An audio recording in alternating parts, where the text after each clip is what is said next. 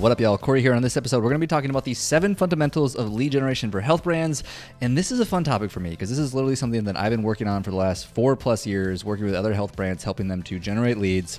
And I've been able to break these down into the 7 things that I think are essential for any business to be successful in this realm. But before we get too deep into it, I want to tell you a quick story as to how I got into it. I used to be a personal trainer and an occupational therapist, and in both roles, I was responsible for generating my own leads. And I was terrible at it, you guys. I used to do all the things that my mentors told me to do. I would attend health events, I would go to BNI groups, I would network with local businesses, I would send handwritten letters, hosting lunch and learns with doctors, dropping off gift baskets during holidays, and none of it worked. Not because it was bad advice. Honestly, it was probably good advice. But the problem was that I didn't understand the bigger picture. I just thought that it was do this behavior and get this result. And unfortunately, like most things in life, it's not that simple. There's a lot more nuance to it, and there's a lot more skill that goes into doing something like this, like lead generation, which we're going to get into in this episode. But the reason I'm putting together this episode is because I want to help you avoid some of the time, energy, and ultimately pain that are requiring me to learn it, because I've learned a lot over the past 4 years of doing this. And I'm going to be teaching that to you here today. And hopefully by the end of this, I'm going to take you from, I have no idea what I'm doing, to if I put in a little time and energy and effort, that I can actually do this lead generation thing. So let's get into it. So fundamental number 1 is to define your ideal client. Before you skip ahead and go, oh, I already know what this is, I already know my ideal client, I would be willing to bet that you probably don't know them as well as you think you do. And I learned this myself the hard way, actually, at a South by Southwest event 2 or 3 years ago. I watched a panel with the founder of Webflow, which is basically a website building platform that I personally use. And he took what used to be essentially a side hustle to now I believe they're evaluated at $4 billion. And they were asking him, how did you do it, right? And one of the cores of how he was able to do it is to get so insanely clear on his ideal client that he basically crawled into bed with them. And save that thought for a moment. But what I mean by that is that he had a mentor that told him to cut out essentially a cardboard printout of his ideal client, like that looked exactly like his ideal client. And they gave it a name, and they gave it a background, and they gave it basically a whole story. And what they would do anytime they had a major business decision to make, or really any business decision to make for that matter, was they would look to the billboard and they would say, what do they want? Right? And that is the Tao of business, right? The Tao of business is that your business doesn't exist without your customers. And so it's so important that even when we're in the trenches of our business is that we know exactly why we even exist in the first place and who we're ultimately helping and serving. And of course, you can do all the usual questions of like demographic and gender and marital status. But really one of my favorites just to think about is if you were to crawl into bed with them at night, what keeps them up? Right? Like what are they worried about? What are they fearful of? What are they excited about? What are their ambitions in life? Like literally think about crawling into bed with this person and think about what are they thinking about? And oftentimes it's you in the past, which is a lot of times how people start a business. But even think about yourself. Like what were you worried about a few years ago? Other ways that you can do it is you can literally just talk to them. You can survey them. Don't do those too much because those can get annoying. You can engage with them on social media. You can go to their events, but really just find as many ways as possible to engage with your ideal customer, to really understand them so much better that they even understand themselves. And when you know your customer better than they know themselves, then I would be willing to bet you're going to succeed, because like you can provide solutions to them before they even know that they have problems. So that's fundamental number 1, is to really get granular on who your ideal client is. Fundamental number 2 is to create compelling content. So compelling content is not the same as trendy content. If I just wanted to go trendy, I would do a bunch of videos and photos of our cats and me, and those are funny and fun, but that's different. What I'm talking about when I say compelling is actually storytelling. So the best post that I've ever done was a few years ago when I first got into running. The first ever half marathon that I ran was the BPN marathon, and the only reason I ran this race is because I wanted to be closer to the BPN community, and so it was a super big moment for me personally, but that actually wasn't the reason the post went viral. I did a post about a girl named Hannah who prior to this race, a few years prior, she was in an auto accident that basically gave her a spinal cord injury, so she was unable to use her leg. She couldn't even walk. It was a waist down spinal cord injury. And she got up that morning of the race. I think it was at like 3 a.m. just so that she could get to, I think it was the mile marker to be able to walk the final mile of the race to finish with the other competitors. She had to get there crazy early in the morning just because she knew it was going to take her so long to finish this race because she hadn't walked in years, and they actually had a device with her and other people helping her. And I had a video of her finishing this race, and I posted this thing about her story and how she overcame this just incredible feat to be able to walk this race with the other competitors. And despite all these amazing athletes at this race, it's like me included, was more interested in her finishing this race. And the reason I tell this story is because although, yeah, it was my first half marathon, whoop-de-doo, it wasn't nearly as compelling as a story of her literally not walking to being able to walk a mile of this race. And it was amazing. It was an amazing moment. I posted about it on LinkedIn, and I'm sure you could go find that as well. But my point with all of this is that if you can tell better stories or be a better storyteller, you will actually create more compelling content and ultimately generate more leads. Not to use that example as like in some manipulative way, because it wasn't. It was literally just telling her story. But the point of this is, what I'm getting at is like, tell better stories and get more leads. And some of the stories that you can tell are your founder story, client journeys and testimonials, challenges that you've had to overcome, small wins and victories. Just tell as many stories as you can, get better at it, iterate on making better stories. And in the long run, you'll definitely generate more leads. So that's fundamental number 2, tell better stories. Fundamental number 3 is generosity. It sadly took me a long time to learn this one, but the idea really sank in with me when I read the book Givers and Takers by Adam Grant. And so there's 3 types of peoples. There people, givers, takers, and matchers. So matchers are, I give to you, you give to me. Takers, as you can imagine, is they take more than they give, and givers give more than they take. And why this is so important is because you want to be a giver for more ways than I can count. But the story that comes to mind is that Costco. So if you've ever been to Costco, you know that they give you samples.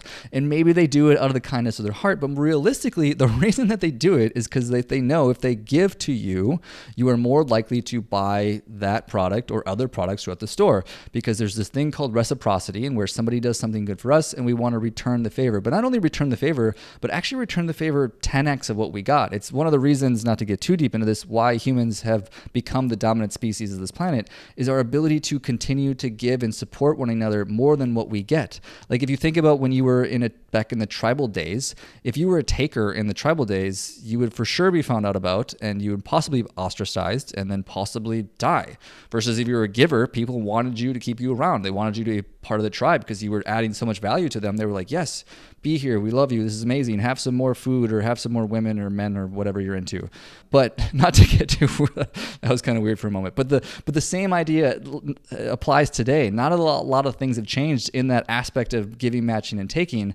Because especially with the spread of word and knowledge and information and reviews and testimonials and all those things, is that if you are somebody that's taking advantage of people, you're probably eventually going to be found out about. And vice versa, if you're giving a lot to other people, whether it's through your knowledge or free samples or discounts or helping your customers out in times of need, is like people are going to find out about it. Just to give you guys another example of this, Stanley actually did this not that long ago. So Stanley, which seems like everybody has now, they've actually been around. They've been a company for a very, very long time. But there was a TikTok where a girl's car burned down, and the only thing that survived this car burning down was her Stanley cup, and she posted about it. And then one of the founders or CEOs or something saw this video, and they decided to buy her a brand new car. They did a video about it. It was amazing because like they're just like, we love our Stanley family, and here's your free car. And it was genius, right? And then a bunch of people found out about it, and then a bunch of people bought Stanleys, and Stanley's like this huge big deal now.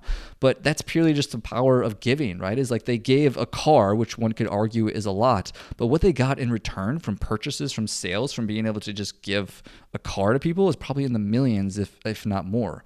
And so fundamental number, what are we on? 3 is this aspect of be a giver, not a taker or a matcher. All right, fundamental number 4 of lead generation is lead capturing. And this is actually the step I see most people get stuck on, is that they define their ideal client. They know who they're talking about. They're creating compelling content.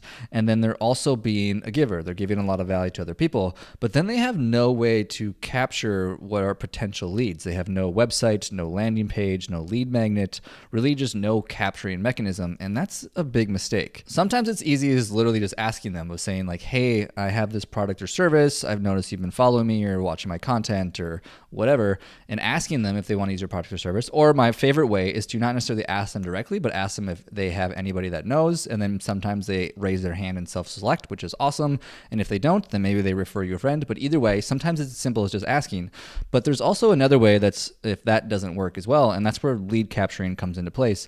And there's many ways that you can do this. There's ebooks, there's guides, there's checklists, there's free consultations, there's online courses. But my favorite one by far is quizzes. And the reason that quizzes are my favorite is because humans love to self-discover. Think about why personality tests or introvert, extrovert tests are so popular is because people like to find out about themselves. It's actually one of the reasons that I think psychedelics are as popular as they are now is because it's been an amazing way for people to self-discover and self-explore.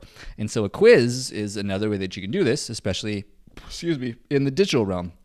Is that you can create a quiz with a number of questions. I did this recently with somebody on a type form.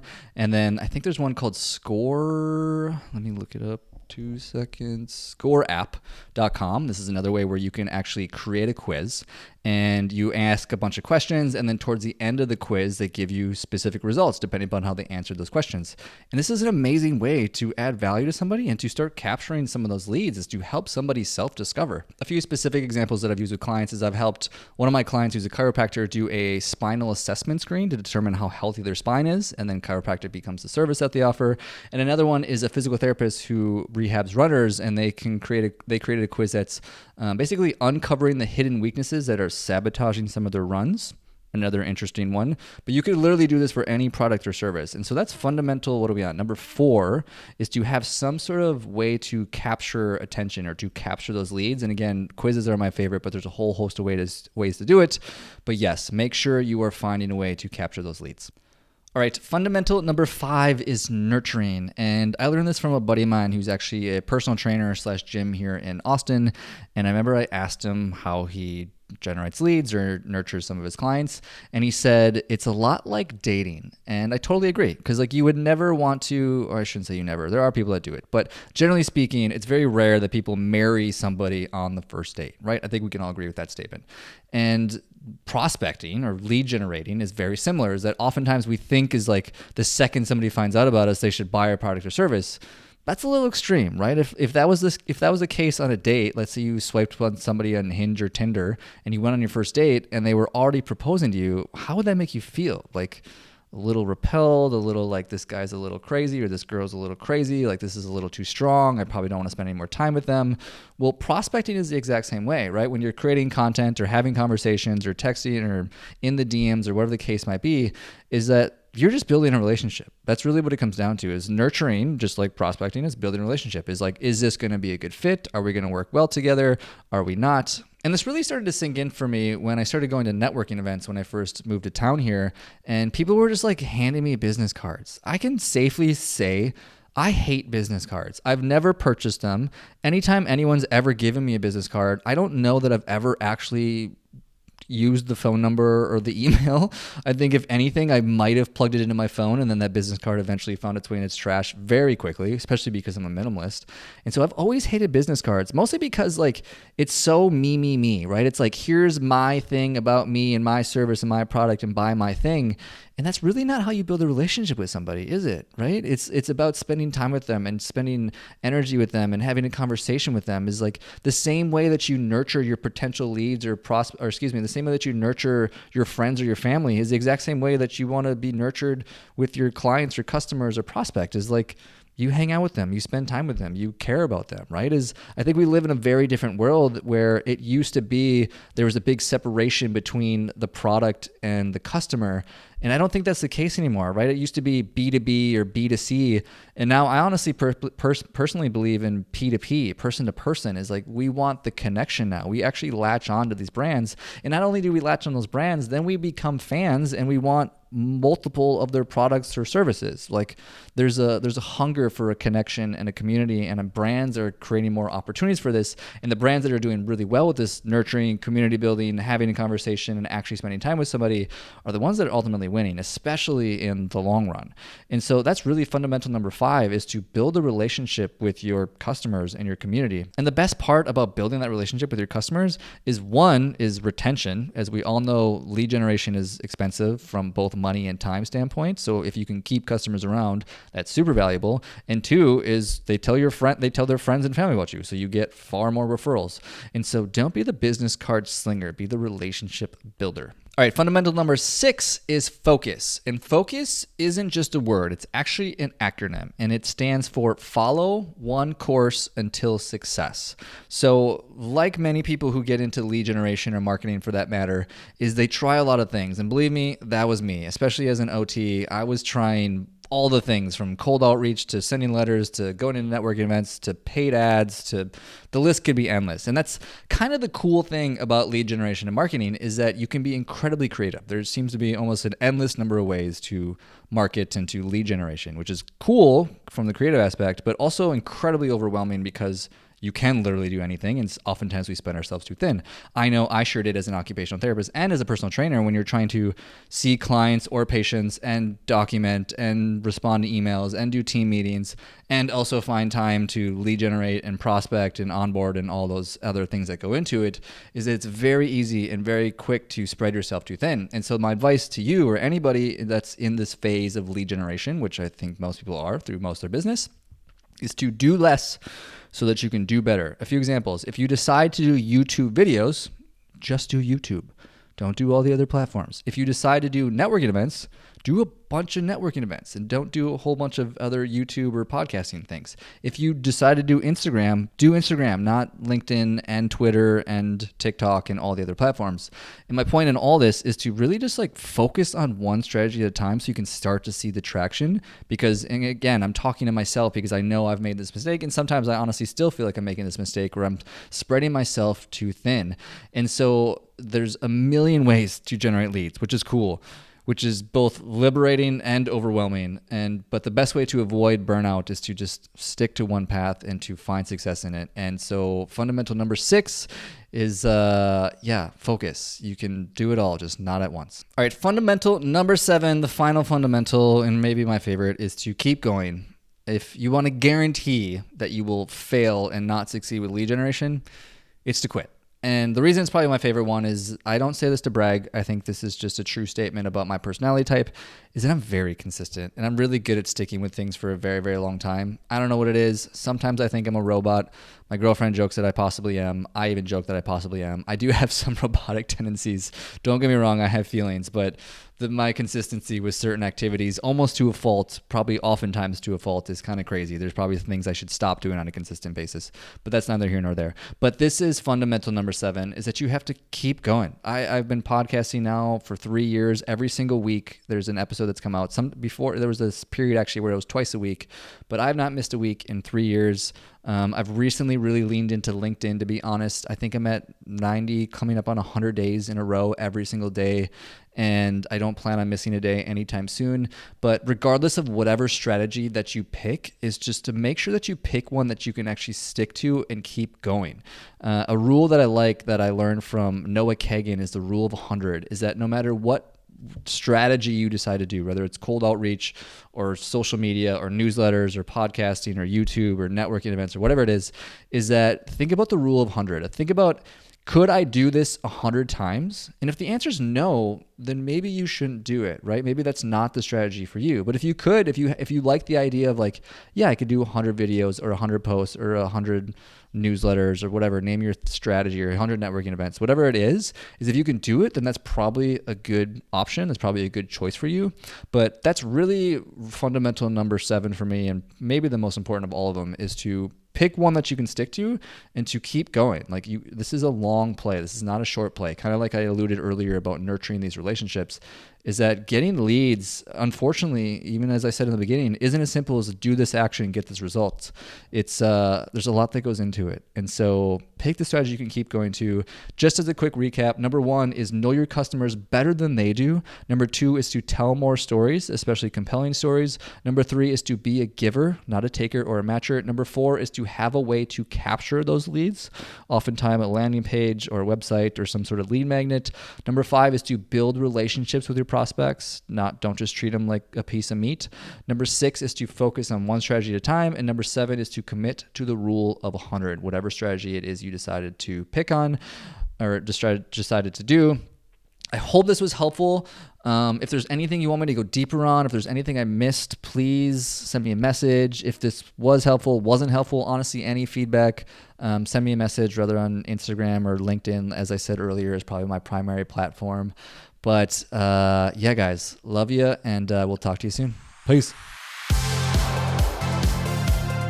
Hey friend, thanks for listening to the show, and if you have any feedback for me about the show or any other guests that you'd want to see in the show, definitely shoot me a message. I love engaging with my audience and figuring out how I can provide the best value possible to the people listening to this show. Before you go, I only have one ask of you, and that would be to check out my 3 Tips Tuesday newsletter. It's 3 marketing tips every Tuesday specifically for the health and fitness entrepreneur to help them attract new leads. If you press the link in the description, it'll take you directly to the archive of all my previous newsletters, and you can decide for yourself if it's something for you. If you end up finding it helpful, you can just sign up for the newsletter and you'll get it in your inbox every Tuesday. Thanks again, and keep hustling, my friends.